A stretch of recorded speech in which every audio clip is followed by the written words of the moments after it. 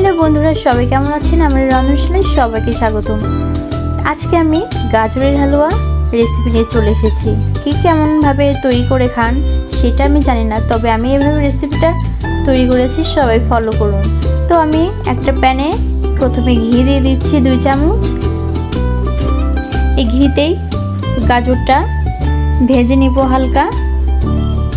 তো প্রথমে আমি দারচিনি আর এলাচ দিচ্ছি 2টো করে।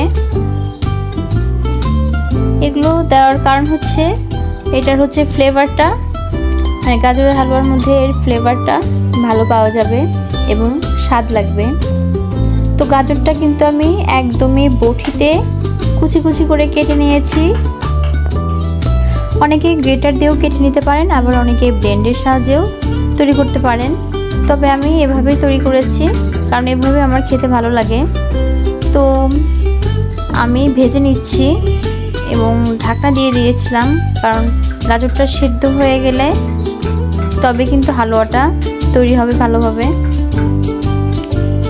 তো এখানে আমি দুধ দিয়ে দিচ্ছি পরিমাণ মতো, বেশি দুধ দিচ্ছি না, কারণ বেশি দুধ দিলে বেশি সিদ্ধ হয়ে যাবে, সেটাও খেতে ভালো লাগবে না।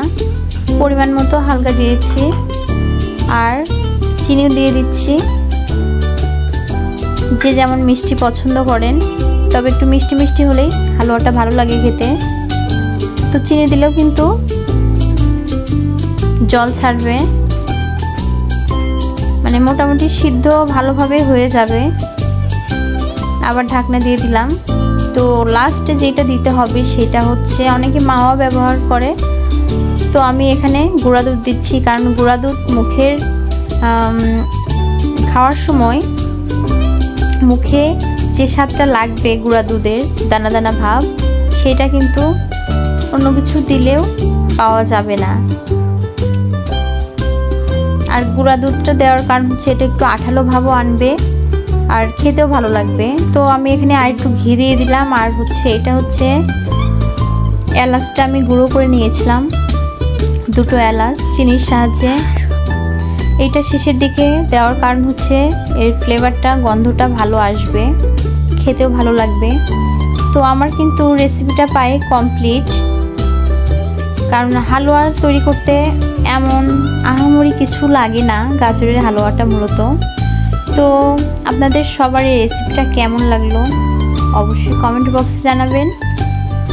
আর যদি ভালো লাগে ফলো, লাইক এবং সাবস্ক্রাইব করে যাবেন। আজকের ভিডিও এ পর্যন্তই।